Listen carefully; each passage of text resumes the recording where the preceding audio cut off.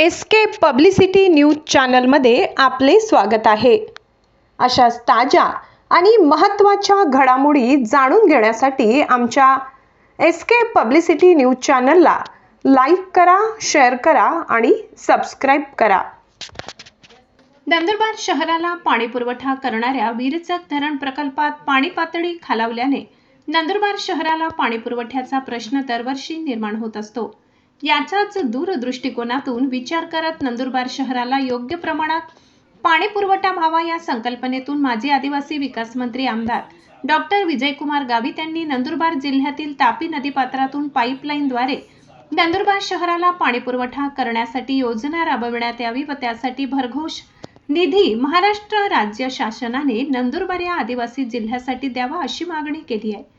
याच मागणीचे निवेदन आज माजी खासदार डॉक्टर हिना गावित यांच्या माध्यमातून जिल्हाधिकारी डॉक्टर मिताली सेठी यांना देण्यात आले आहे।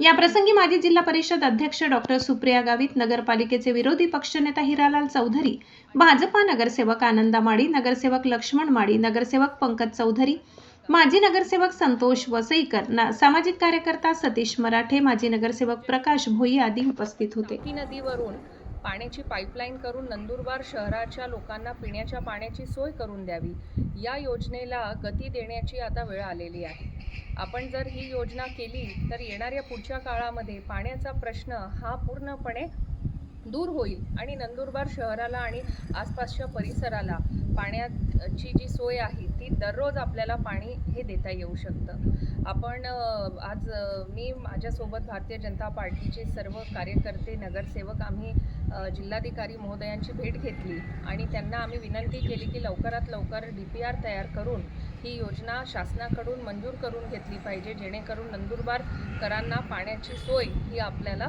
करता येईल।